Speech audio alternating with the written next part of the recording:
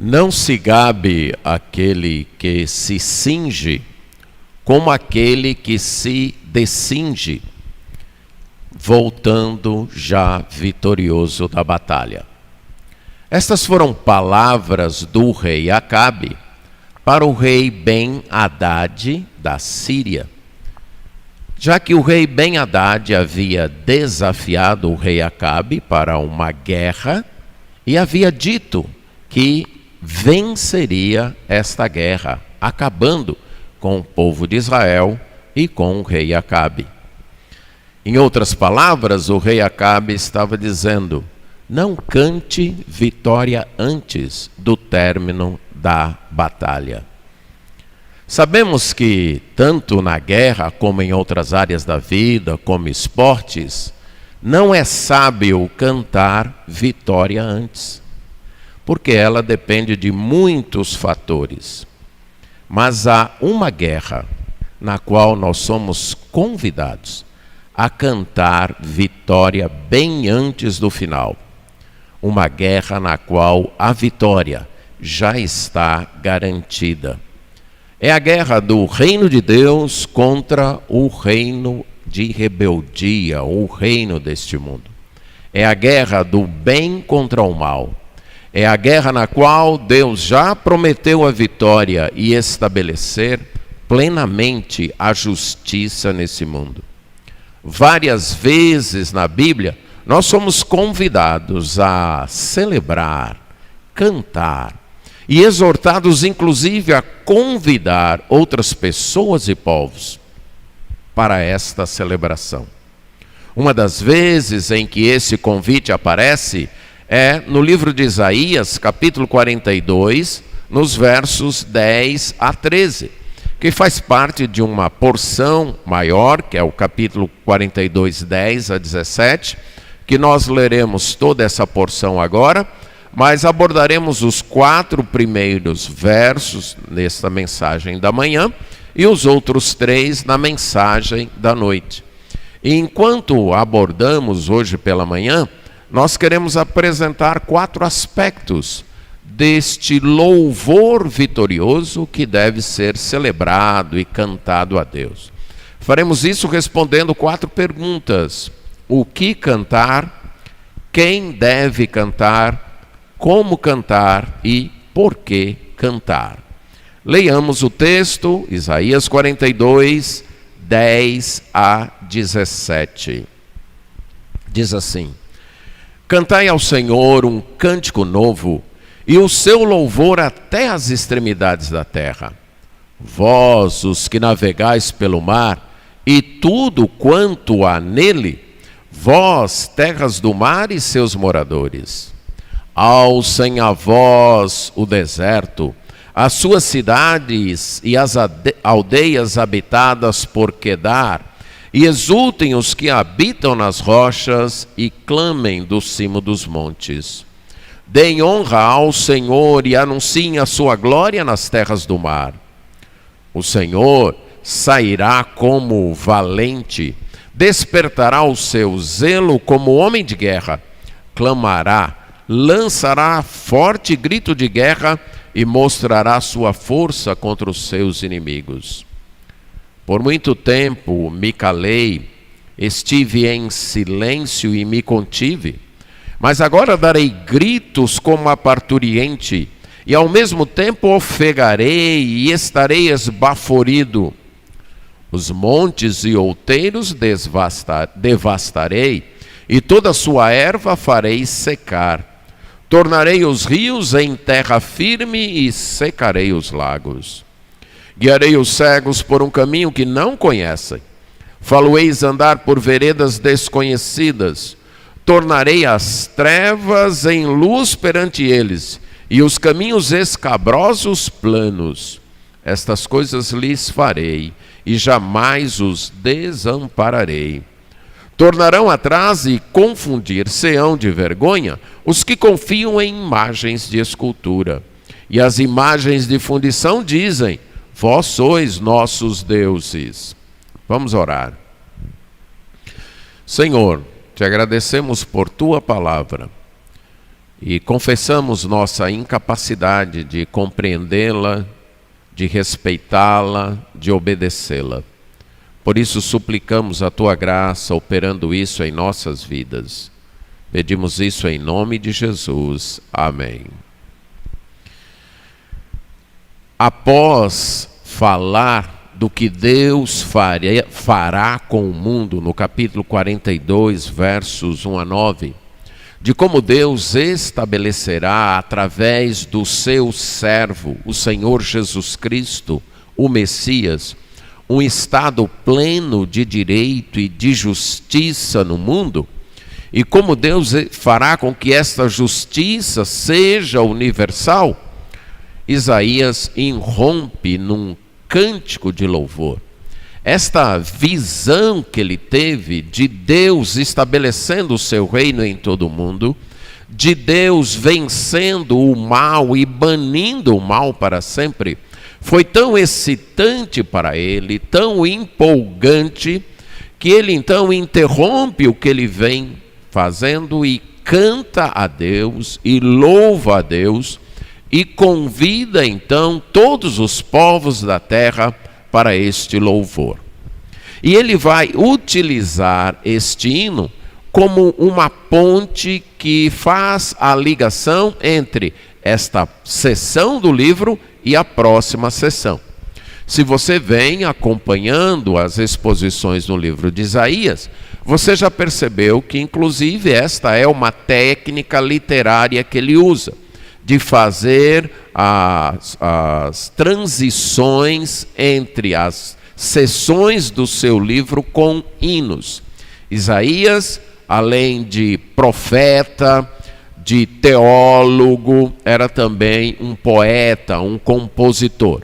E há vários hinos, vários cânticos dele no seu livro. Aqui nós temos uma unidade de 10 a 17, que pode ser dividida em 3 partes. A primeira parte nós podemos dizer porque ela tem tanto uma linguagem diferenciada, ela tem certos imperativos, certas ordens, que vai dos versos 10 a 12, ordens para as pessoas louvarem a Deus, para as pessoas exultarem em Deus, e há aquela técnica do que os estudiosos chamam de inclusio, que é de uma moldura que marca o início e o fim, que é exatamente um convite para que todas as extremidades da terra louvem a Deus, aí no verso 10 e verso 12. No verso 13 é uma seção separada, não há imperativos, há uma narrativa, mas essa narrativa é feita em terceira pessoa, anunciando então que Deus, como guerreiro, sai para conquistar a sua vitória. E a última parte, de 14 a 17, ainda é narrativa, só que agora a narrativa é em primeira pessoa, Deus mesmo falando do que ele vai fazer. Então estas indicações gramaticais e literárias nos mostram como o texto pode ser dividido e analisado. O texto é um convite, a primeira parte dele, é um convite para que todos os povos da terra louvem ao Senhor. Isaías está profetizando, anunciando isso, ali em torno de 740 a 680 a.C., quando desempenhou o seu ministério, mas esse cântico é dirigido para uma geração que viveria aí uns 150 anos depois, uma geração que estava no exílio. Mas através destas palavras, destas promessas de restauração, que ele dirige àquela geração que estaria no exílio babilônico, ele fala da restauração final, ele fala da libertação final, de quando Deus escatologicamente agirá para libertar não apenas o povo de Israel, mas toda a sua criação de um outro exílio, de um outro cativeiro. Aquele que diz Romanos 8, o cativeiro da corrupção, o exílio da estranheza com Deus, de estar distante de Deus no pecado. E aqui então, ele diz o que deve ser cantado. deve ser cantado um novo cântico. Cantai ao Senhor um cântico novo. A palavra novo, quando usada aí nas Escrituras, ela indica algo que não foi utilizado antes. Então aqui um cântico novo seria um cântico não entoado até então. O cântico novo, esta expressão é usada várias vezes na Bíblia e pelo menos duas vezes, várias vezes no Antigo Testamento e pelo menos duas vezes no Novo. Ela não fala de um cântico novo no sentido musical, com uma harmonia nova ou com uma melodia nova. Não é isso. O cântico novo aqui fala de ter uma nova razão para louvar, em virtude de uma ação diferente de Deus, de uma ação nova de Deus. Deus novamente agiu em prol do seu povo. Então, já que Deus novamente agiu em prol do seu povo, já que Deus está cumprindo uma etapa nova do seu projeto redentor, do seu projeto de restaurar a sua criação, do seu projeto de salvar o seu povo, já que ele está tendo uma nova ação, então o seu povo é convidado a entoar esse novo cântico. Se você lembra, a sessão anterior, terminada no versículo 9 do capítulo 42, é dito que Deus fez as suas primeiras predições, e essas primeiras predições se cumpriram, e que agora ele anunciava novas coisas, ele estava anunciando algo novo. Então, em virtude desse anúncio novo, que envolvia a libertação do povo de Israel do exílio, e através dessa libertação do exílio babilônico, prefigurava e anunciava a libertação escatológica, a libertação final de toda a criação, de todo o povo de Israel. Então Isaías diz: esta será uma nova ação de Deus. Deus agirá novamente. Então vamos entoar a Deus este cântico novo em virtude desta ação nova de Deus estar novamente agindo para libertar o seu povo. A ideia de Deus fazendo algo novo para resgatar o seu povo vai aparecer várias vezes aqui nessa sessão de Isaías. Por exemplo, capítulo 43, verso 19. Eis que faço coisa nova, que está saindo à luz. Porventura não percebeis? Eis que porei um caminho no deserto e rios no ermo. Então, aqui falando claramente aquele povo que estaria no exílio, Deus está dizendo: eu vou fazer uma coisa nova. Agora, se você prestar atenção, não é algo novo no sentido de algo que Deus nunca tinha feito antes. Não. Porque colocar um caminho no deserto, Deus já havia feito com esse povo. Quando? Quando ele os resgatou do Egito e os conduziu através do deserto. Inclusive, essa vai ser uma imagem recorrente nessa sessão de Isaías, como se ele dissesse: olha, aquilo que Deus fez quando tirou vocês do Egito, ele vai fazer de novo, trazendo vocês da Babilônia. É novo no sentido de que Deus vai fazer novamente. Deus vai fazer outra vez. Veja capítulo 48, verso 6. Já o tens ouvido. Olha para tudo isso. Porventura não o admites? Desde agora te faço ouvir coisas novas e ocultas que não conhecias. Aqui nós temos a ideia de algo, sim, inédito, algo até então não ocorrido, mas que Deus faria com aquele povo. E esse algo inédito inclui, capítulo 62, verso 2 agora. As nações verão a tua justiça, e todos os reis a tua glória. e serás chamada por um nome novo, que a boca do Senhor designará. O nome novo fala de uma nova identidade. Deus daria a Jerusalém, ao povo de Israel, uma nova identidade, uma nova maneira de ser. Se você lembra da linguagem de Apocalipse, isso também é prometido para o povo de Deus. Um nome novo, uma nova identidade. E aí você percebe como a Bíblia inteira está conectada, certo? Como os autores que escrevem depois conhecem o que foi dito antes, estudavam o que estava escrito antes e repetem isso ampliando, dando novas dimensões através da revelação que Deus lhes concedia, mostrando assim que a Bíblia é uma unidade, ela tem um enredo que vai de Gênesis a Apocalipse, que é a ação, a promessa de Deus de restaurar esse mundo caído, esse mundo pecado, de trazer a vitória do bem sobre o mal, de estabelecer um reino de justiça nesse mundo através do seu Filho Jesus Cristo. E para isso ele vai realizar coisas novas, ele vai renovar a criação, ele vai renovar as pessoas, ele vai renovar os corações, ele vai transformar as pessoas. Essa é a ideia de um nome novo, uma nova pessoa, uma pessoa transformada, uma pessoa que experimentou o novo nascimento, então se tornou uma nova pessoa, uma pessoa que nasceu de novo.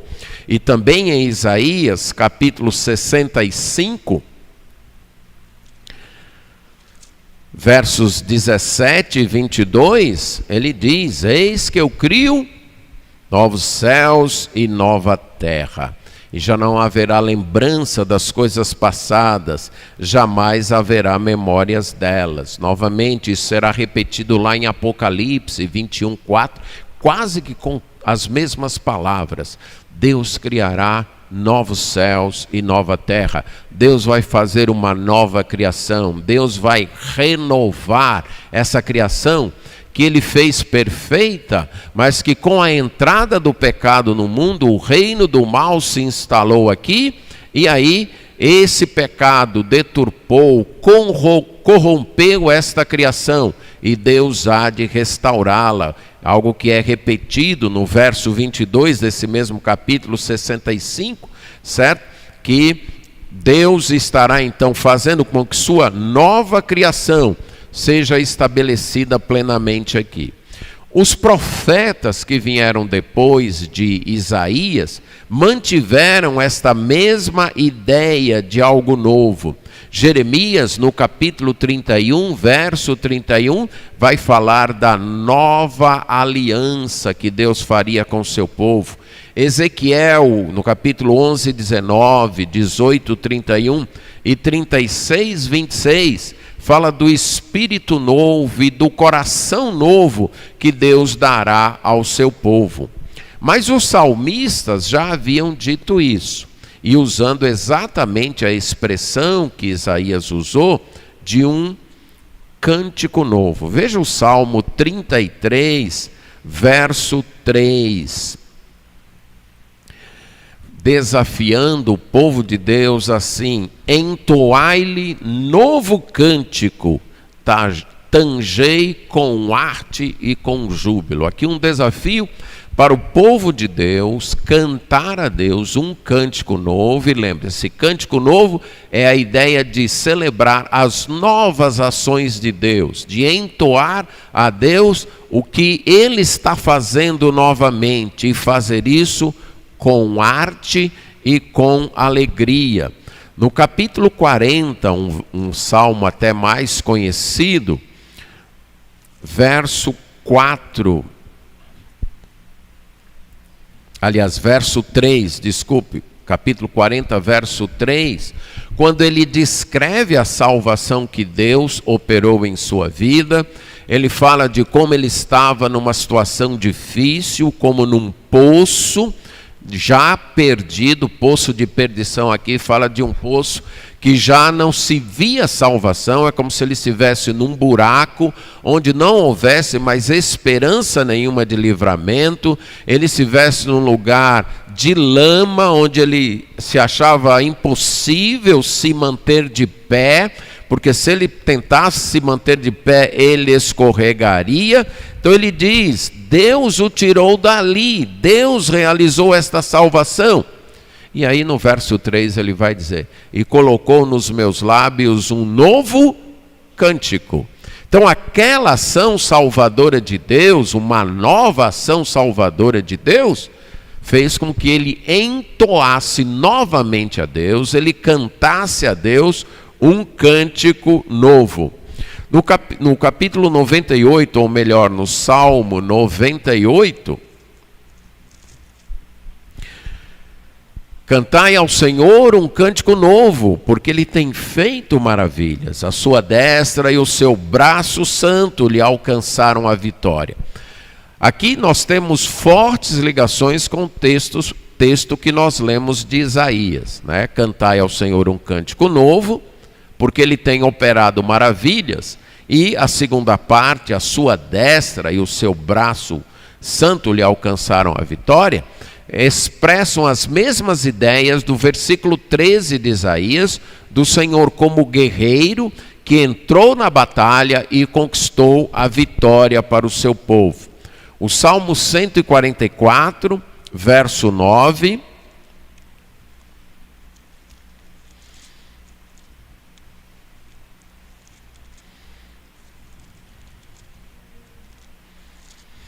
A ti, ó Deus, entoarei novo cântico. No saltério de 10 cordas cantarei louvores. É Ele quem dá aos reis a vitória.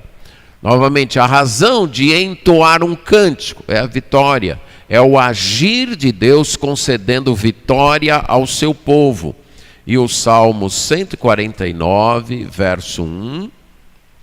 Aleluia, cantai ao Senhor um novo cântico e o seu louvor na assembleia dos santos. Então, a ideia de entoar a Deus um cântico que celebrasse as ações salvadoras de Deus, as ações libertadoras de Deus, as ações de Deus que concediam vitória, que concediam bênçãos, fossem para um indivíduo ou para toda a nação, desafiava o povo a entoar a Deus novamente, a cantar a Deus novamente.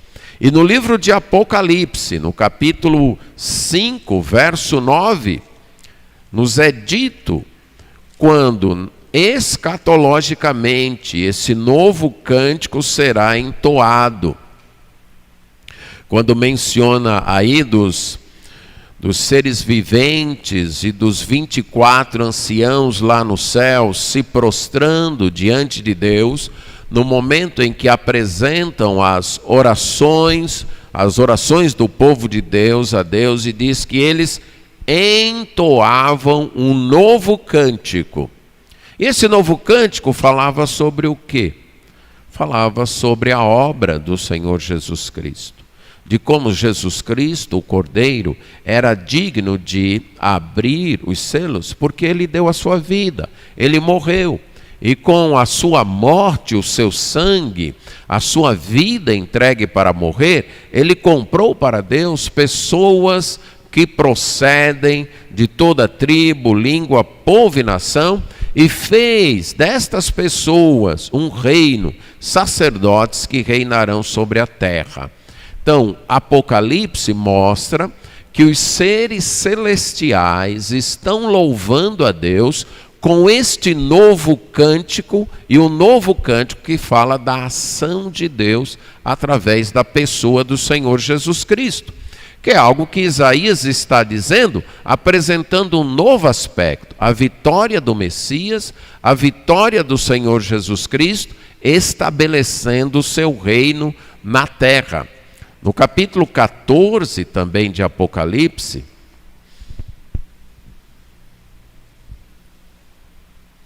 diz: entoavam um novo cântico diante do trono, diante dos 4 seres viventes e dos anciãos. E este novo cântico ninguém podia aprender, senão os 144 mil que foram comprados na terra. Aqui, Apocalipse nos mostra um cântico que será entoado na época da grande tribulação, através dos 144 mil judeus que proclamarão, que serão as testemunhas de Deus naqueles 7 anos de tribulação, nos quais Deus trará o seu juízo sobre a terra. Então, o novo cântico, o que deve ser cantado? Um novo cântico. E o que é o novo cântico?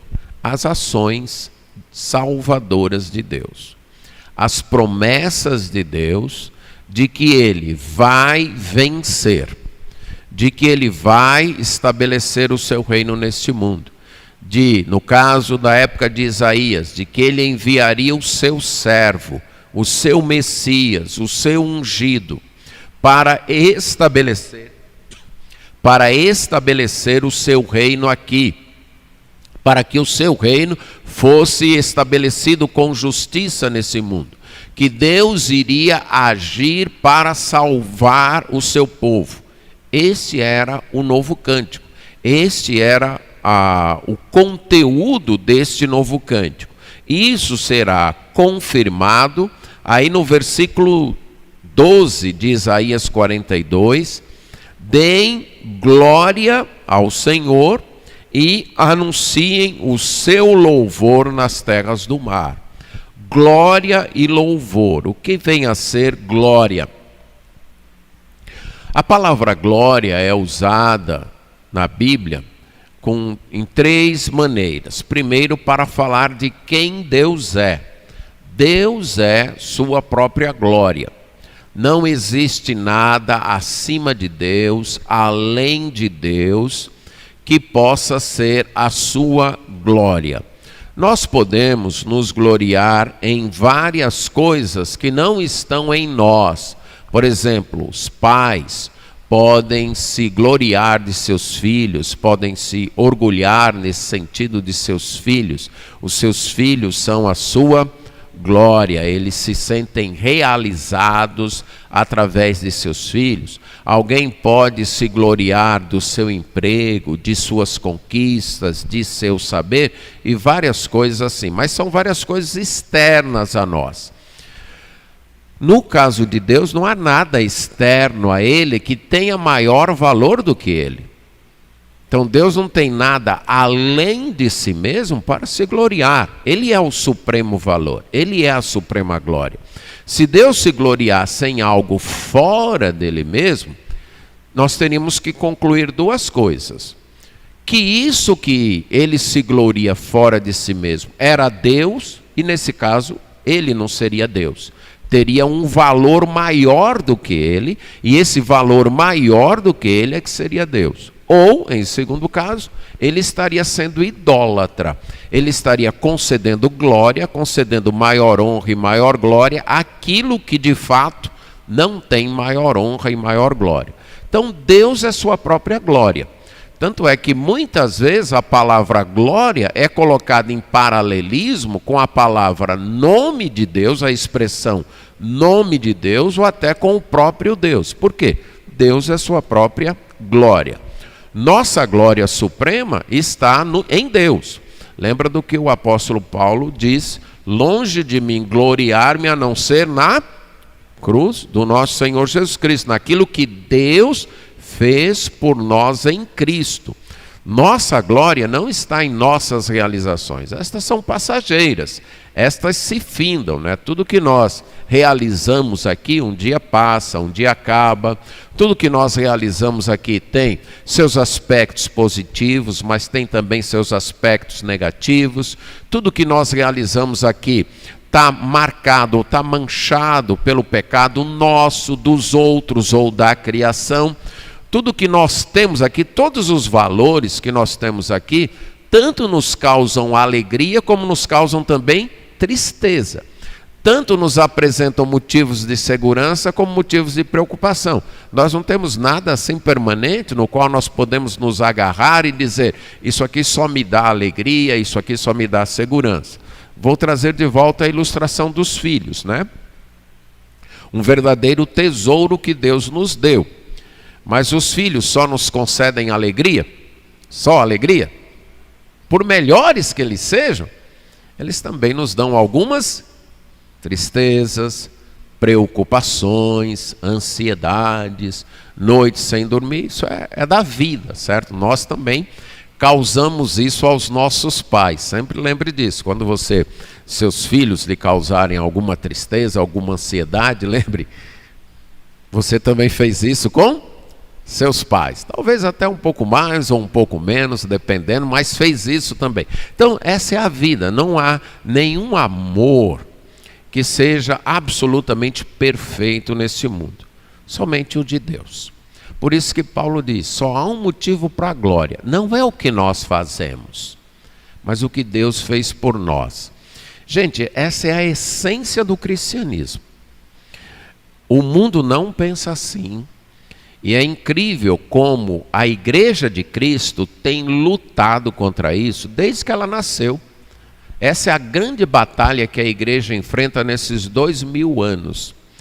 E volta e meia a igreja está sendo contaminada por isso. De encontrar sua identidade, encontrar seu valor naquilo que ela faz. E não naquilo que Deus fez por ela em Cristo. E isso individualmente, para mim e para você, de encontrarmos nossa identidade, de encontrarmos nosso valor naquilo que nós fazemos, inclusive naquilo que nós fazemos para o reino. Podemos ilustrar assim, de eu achar o meu valor no fato de ser pastor, certo? Achar que eu tenho valor, que o meu valor reside nisso. O fato de eu ser pastor, estar há tanto tempo pastor de uma igreja e coisa desse tipo. Mas nisso não pode estar o meu valor. O meu valor não pode estar no que eu faço. Ele tem que estar naquilo que Deus fez por mim em Cristo. Na cruz de Cristo. É isso que concede valor. Tudo mais é consequência. Então nós não temos que nos gloriar em nossas realizações, nem tentar encontrar valor, encontrar nossa identidade, nosso senso de ser naquilo que fazemos, naquilo que temos, nos relacionamentos que construímos. Não, tudo isso tem seu valor, mas não valor supremo.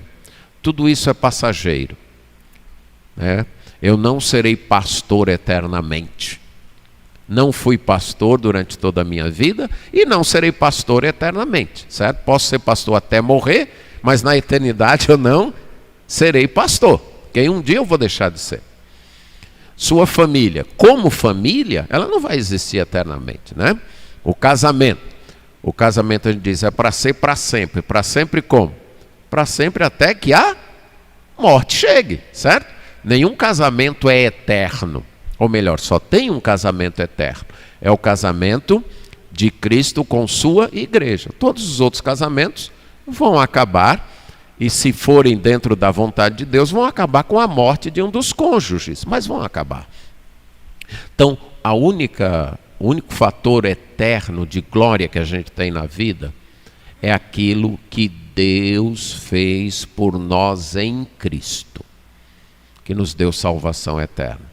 Então, nossa glória não está em nossas realizações, está naquilo que Deus fez por nós em Cristo. E é isso que deve ser cantado.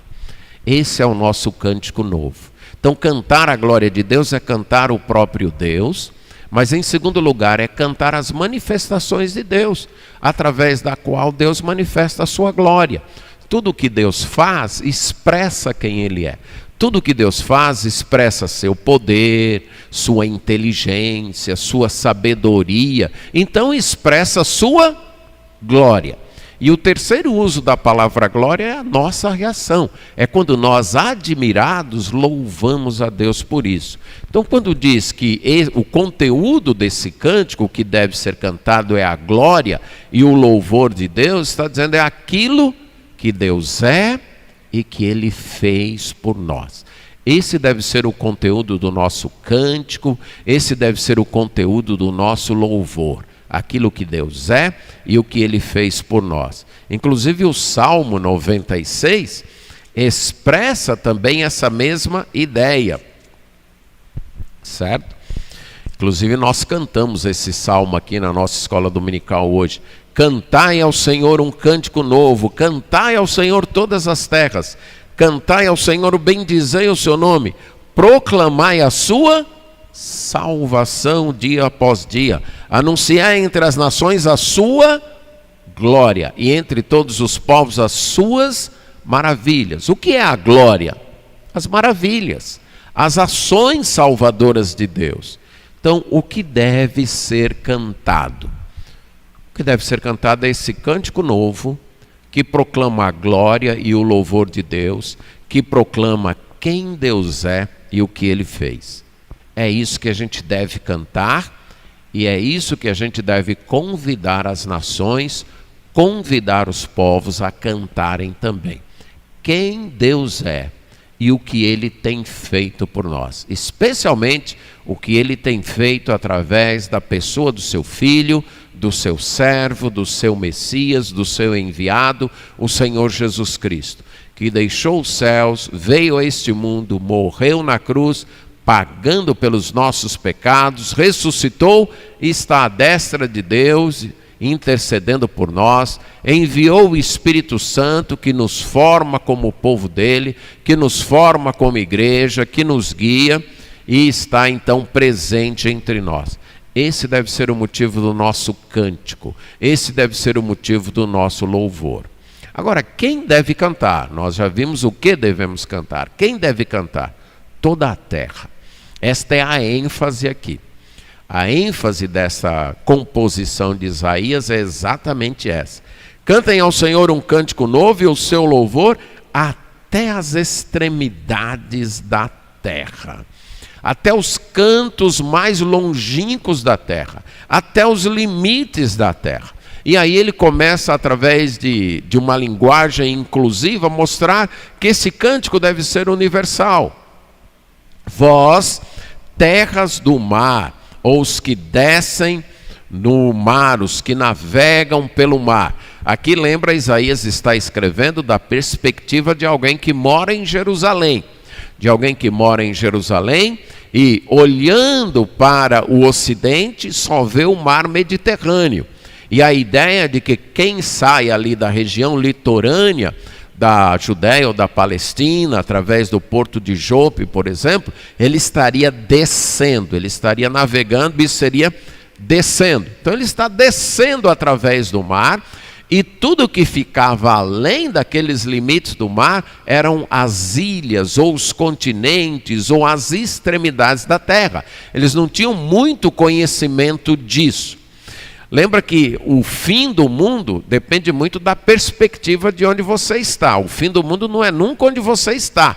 É o lugar mais distante de onde você está. Então essa é a ideia também de Isaías. As extremidades da terra eram os locais mais distantes além do mar Mediterrâneo. Então ele diz, esses que navegam pelo mar e tudo o que há no mar também. Não só os seres humanos, mas toda a criação e todas as terras do mar ou das extremidades e os seus moradores. E aí ele vai olhar em outra direção, agora mais para o sul, da perspectiva de onde ele estava, e ver o deserto. Ele diz o deserto e suas vilas, suas cidades e vilas. E ele vai citar dois lugares. Ele vai citar Quedar, que era uma cidade, uma aldeia, onde os seus habitantes eram descendentes de Ismael, filho de Abraão, e eles então moravam naquela cidade, eram negociantes, e ali ficava, era numa região do deserto. Ele vai também citar aí as rochas, que pode ser um nome para uma outra cidade, a cidade de Sela ou Selá, que era dos edomitas, também descendentes de Edom, descendentes de Abraão, que ficavam naquela região do deserto. Ao citar esses dois lugares que estavam no deserto, Isaías então está incluindo todo mundo, tanto as extremidades da terra além do mar, que estavam ao seu ocidente, como esses que ficavam nesse lugar do deserto, onde quase ninguém morava, lá também eles deveriam louvar a Deus. Então é um convite missionário. É um convite para que todas as pessoas, independente do lugar onde estejam, nas montanhas, nos vales, no mar, no deserto, onde quer que estejam, perto ou longe, estas pessoas devem louvar a Deus. Ele já havia expresso isso no capítulo 40, verso 5, quando ele fala que toda a terra que a glória do Senhor vai se manifestar a toda a carne, e toda a carne verá a glória do Senhor. Então ele está dizendo, louvem ao Senhor toda a terra. Quando nós falamos de missões, nós devemos ter isso em mente. Missões não é a finalidade última da igreja, nem é a finalidade última do cristão. A finalidade última da igreja, a finalidade última do cristão é a adoração, é o louvor. Missões é um meio importante, mas é um meio de desafiar as pessoas, convidar as pessoas a louvarem a Deus. Nós faremos missões eternamente? Faremos? Não. Concorda? Um dia, missões vai terminar. Agora, adoração. Nós adoraremos eternamente? Sim. Então, a adoração é algo que nós faremos para sempre. Aqui e na eternidade, nós sempre louvaremos a Deus. Nós sempre adoraremos a Deus. Nós sempre cantaremos a Deus. E missões é o nosso dever, é a nossa tarefa de convidar outras nações para esse louvor, de convidar outras pessoas para a festa. Nós podemos dizer isso, que missões é convidar umas pessoas para a festa, a suprema festa, a maior das festas, a festa que vai durar para sempre. Pense em missões como isso, de você chamando pessoas para uma festa. E não é qualquer festa, é a festa, é a suprema festa, é a festa eterna. Chamar pessoas para uma comemoração, chamar pessoas para vibrarem com algo que vale a pena, chamar pessoas para cantarem esse cântico novo, celebrarem a vitória de Deus sobre o mal. Celebrarem a ação de Deus salvando o seu povo. Isso é fazer missões. Convidar as pessoas, as extremidades da terra, no mar, no deserto, que moram no alto ou no baixo, em todo lugar, para louvarem a Deus.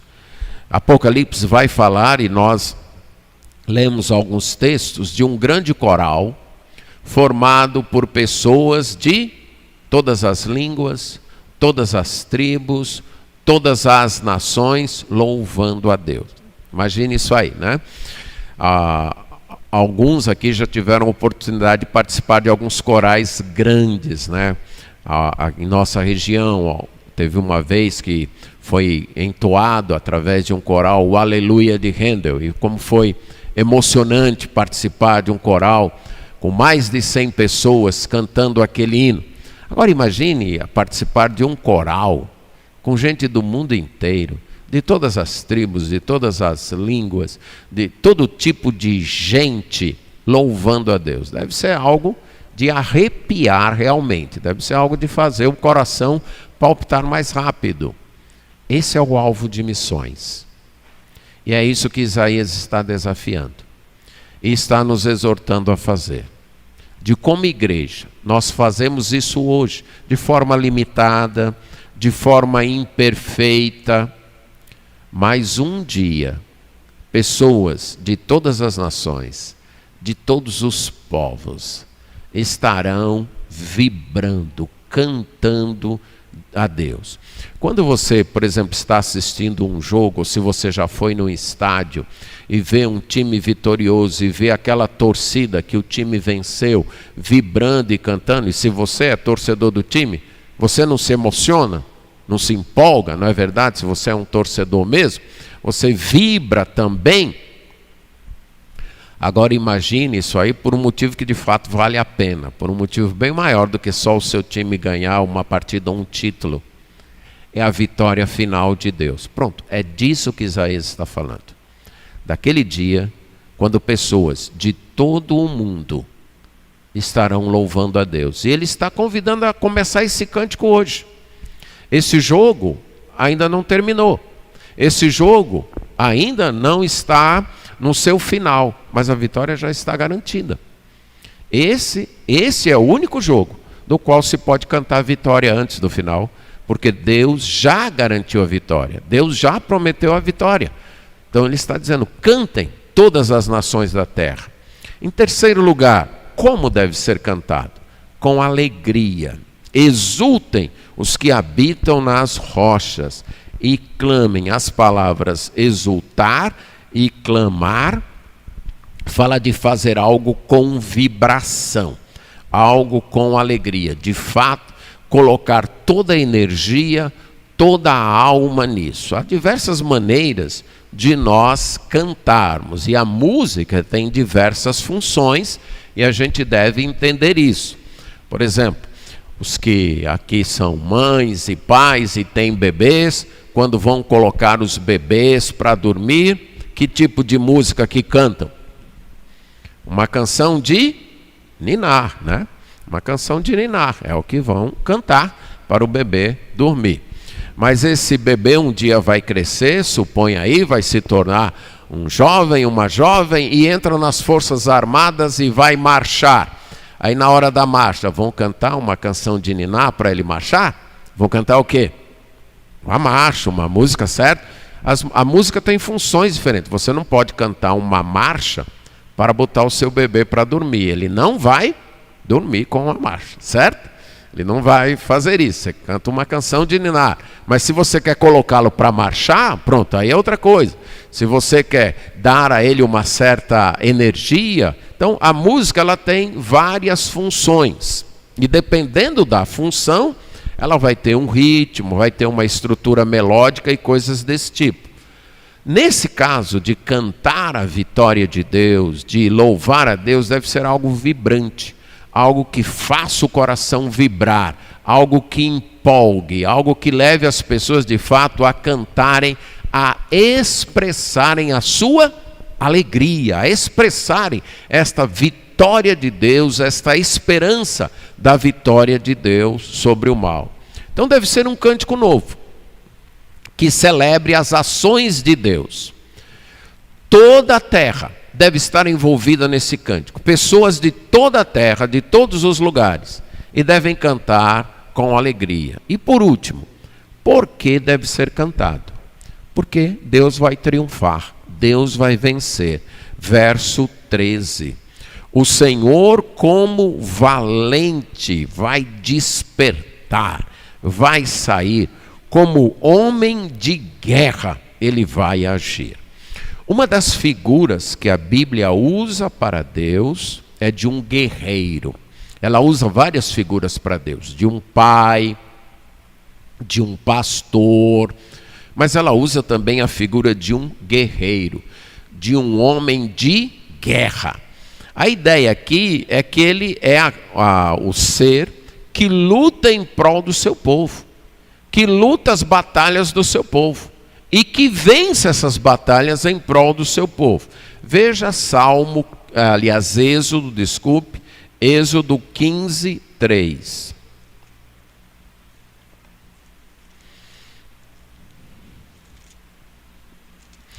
O cântico de Moisés, após o povo atravessar o Mar Vermelho e os exércitos egípcios estarem derrotados ali no Mar Vermelho, então Moisés entoa esse cântico. Ele canta ao Senhor, ele começa dizendo: eu vou cantar ao Senhor, porque ele triunfou gloriosamente, ele foi o vencedor. Ele fez com que o cavaleiro e o seu cavalo fossem lançados no mar e morressem lá. Ele é a minha força, ele é o meu cântico, ele foi minha salvação. E aí no verso 3 ele diz: o Senhor é homem de guerra, o Senhor é o guerreiro, é o que luta as batalhas do seu povo, é o que enfrenta as lutas do seu povo. Débora vai fazer isso também lá no livro de Juízes, quando ela e Baraque lideram o povo e são vitoriosos e Deus concede a vitória. Aí ela canta lá no capítulo 5 de Juízes, ela entoa isso, ela diz nos versos 4 e 5: saindo tu, ó Senhor, de Seir, do monte Seir, marchando desde o campo de Redom, e aqui ela está relembrando o Êxodo, a terra estremeceu, os céus gotejaram, sim, até as nuvens gotejaram águas, os montes vacilaram diante do Senhor, e até o Sinai diante do Senhor, Deus de Israel. E essa descrição poética dela, relembrando o Êxodo, descreve exatamente esse Deus guerreiro, esse Deus que se levanta e sai liderando suas tropas, liderando seu exército para levá-los, para conduzi-los à vitória. Veja ainda o Salmo 24, verso 8.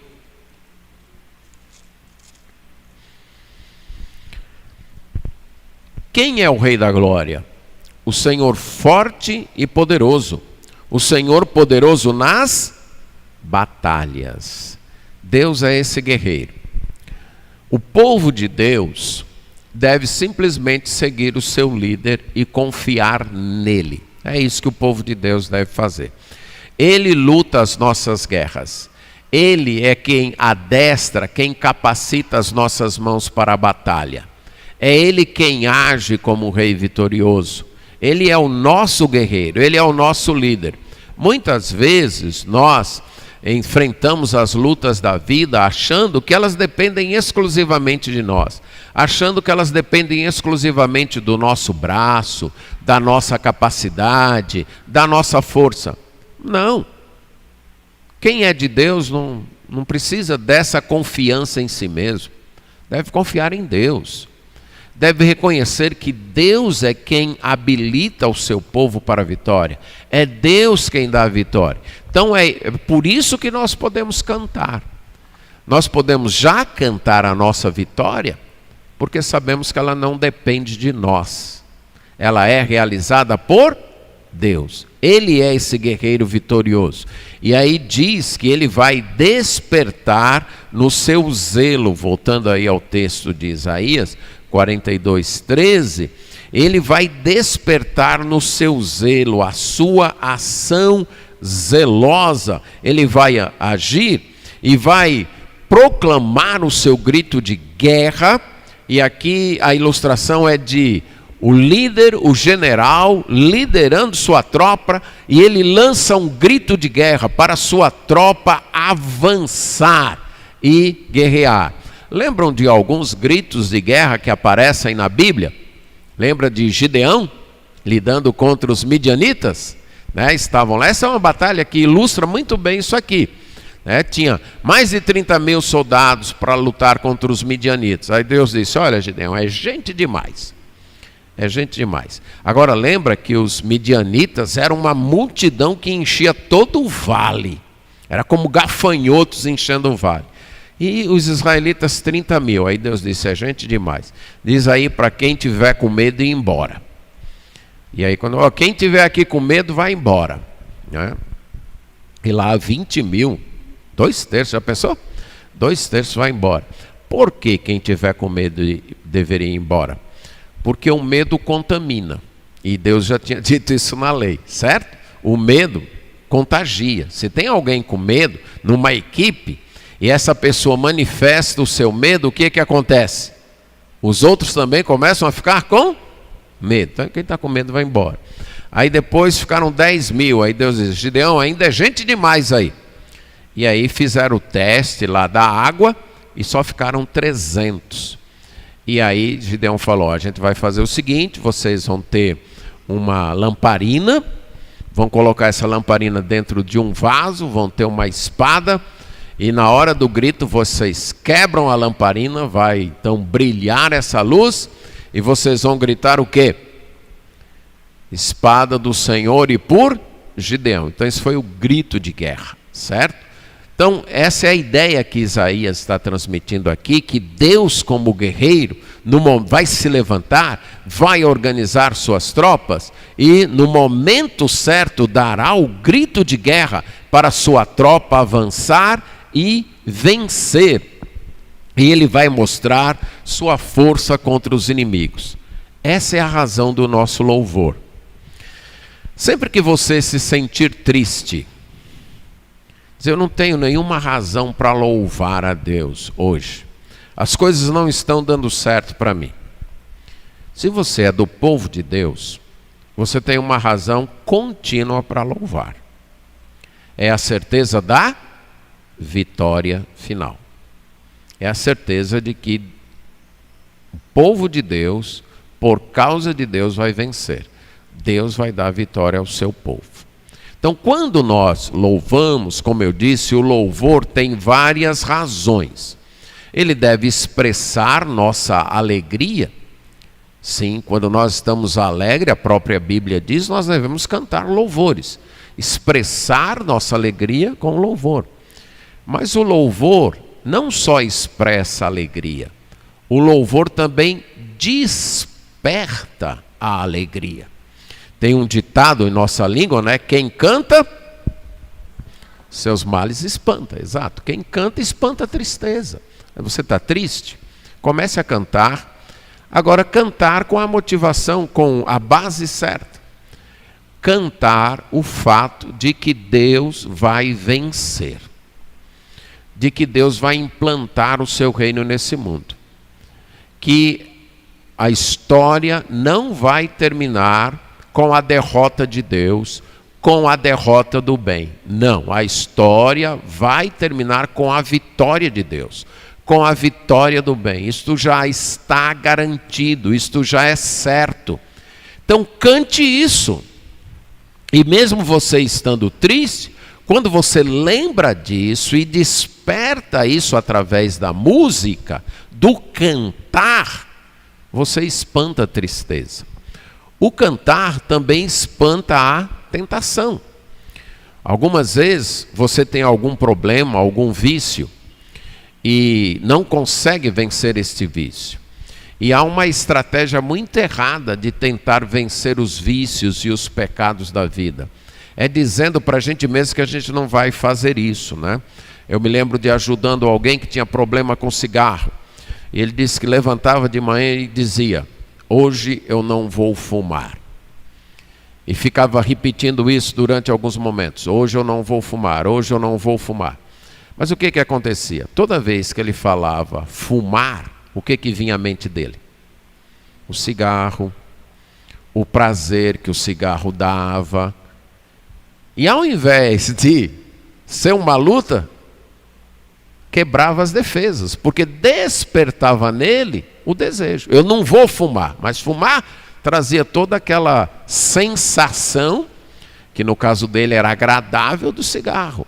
Isso acontece com todo o pecado. A gente não luta contra o pecado assim.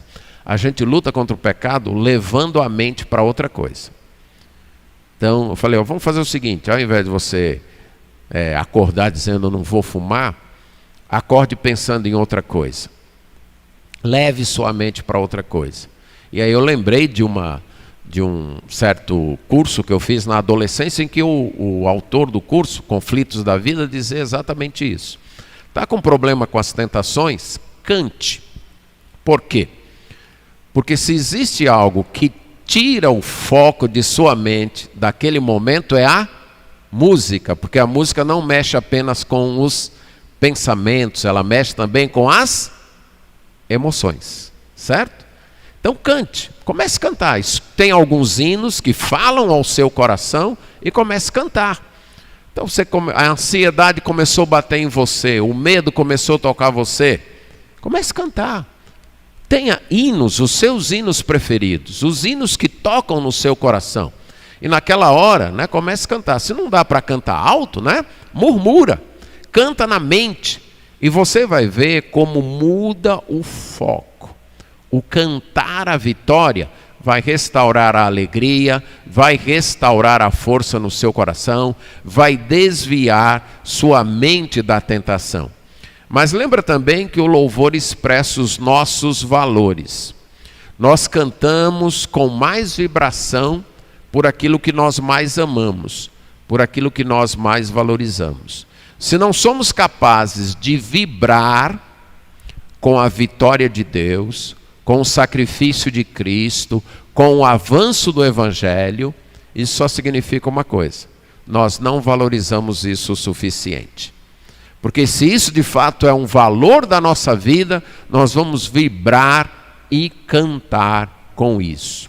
Isaías nos desafia dizendo: olha, só há uma vitória que é certa e que vale a pena cantar antes da hora. Só há uma vitória que vale a pena cantar antes do fim da guerra, antes do fim do jogo. É a vitória do reino de Deus. É a vitória de Deus implantando o seu reino nesse mundo. Vamos cantá-la. Vamos cantar em nossos lares, em nossas vidas, e vamos cantá-la no culto público, coletivo aqui, celebrando nossa esperança. Porque nossa alegria está numa esperança, em algo futuro. Não em algo agora, mas em algo que ainda será feito, que é a vitória final de Deus, derrotando o mal e trazendo o triunfo para todo o seu povo. Vamos viver nossa vida focados nesta esperança e cantando esta vitória. Amém.